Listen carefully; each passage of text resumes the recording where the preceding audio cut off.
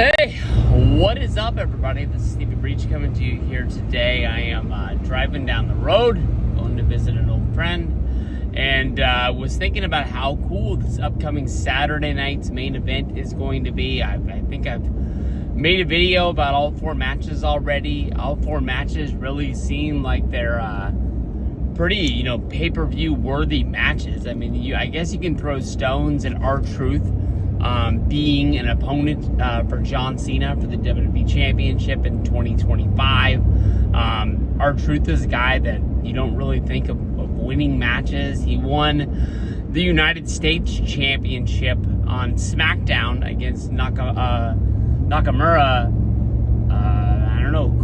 quite a couple of years ago on a fluke. He wasn't even supposed to win. It's just that there was a miscommunication, and Nakamura, I think, didn't kick out from his move, so he got like a short United States Championship run on accident. But I think that the steel cage match, Damian Priest against Drew McIntyre, I think the steel cage match that they're gonna have is gonna be really good. The tag team match with CM Punk and Sami Zayn against Seth Rollins and Braun Breaker is definitely going to push along the story of what is going down on Monday Night Raw. I think we're going to get a lot out of this, but I was just wondering, is this John Cena versus R-Truth match going to be opening the door to Cody Rhodes making his return? I kind of was on the page of thinking that, Cody, he wouldn't get his immediate shot at the WWE Championship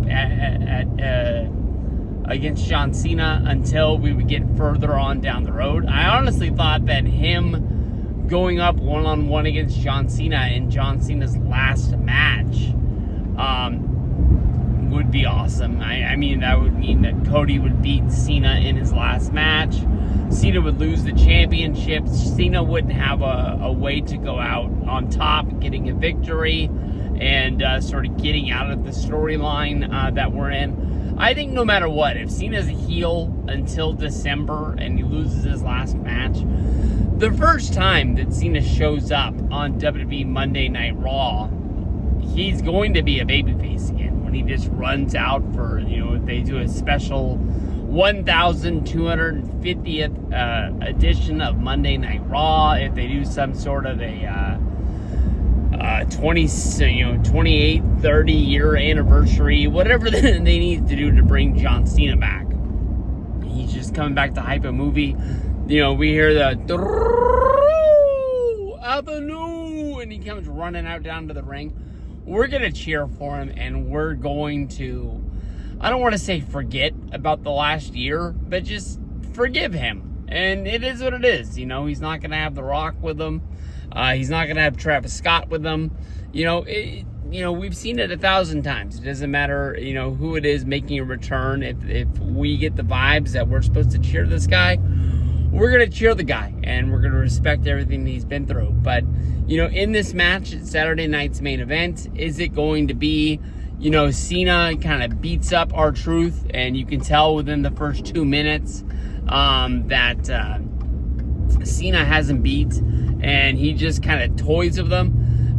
Cena in his interviews, in the press conferences, he's basically begged WWE for better competition, basically saying that, he needs better competition to be out there. He wants to go down as the last, real champion. He wants to go down as the best champion.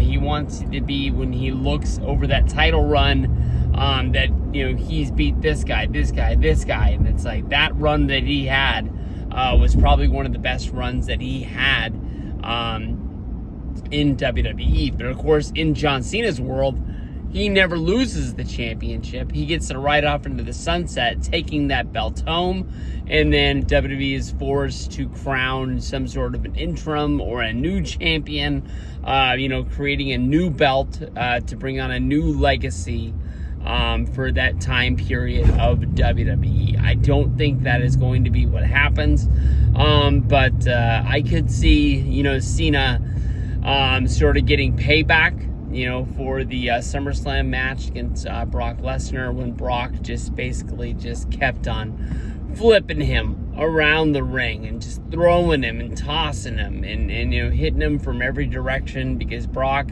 at that point in his career was just bigger and better than anybody in WWE, which was scary, because John Cena was our hero. John Cena was our main guy. He was the champion, and it was kind of like, shit, if Cena can't do it, who's going to do it? How are we going to do it? We got to get rid of this guy. Just Cody come down, and he just kind of says, like, enough, all right? You beat Truth. You don't need to be throwing this 60-year-old guy around like this. Let's get down to it, because as of right now, I think Cena versus Cody Rhodes is going to be your SummerSlam championship match. As of right now, I'm not really quite sure any other direction that they could be going. I think a lot of people out there are kind of looking for, the CM Punk versus John Cena match, hoping that it was going to be at Money in the Bank, but word sort of came out that really wasn't the plan that they had for Cena in Los Angeles. I guess when Cena goes to LA, that's going to be the first place he's gone on this retirement tour that he's been to for a second time. I wonder if they're going to rerun those blue John Cena shirts that they had for the Netflix debut, or if they're going to come out with a new, if they did Dodgers colors for the first time, do we get, I was going to say Lakers colors, the purple and the gold, but they're in Clipper land. Oh, I don't think the Clippers would like that. So is the shirt going to be a red, white? Are they red, white, and blue? Are they red, blue, and black with no white? I don't know. It's hard to think of what color the jerseys for the Clippers are. But I don't know. That's the one thing that I'm thinking of, is that, basically Cena is beating the crap out of R-Truth. Doesn't want to pin him because he doesn't want the match to end.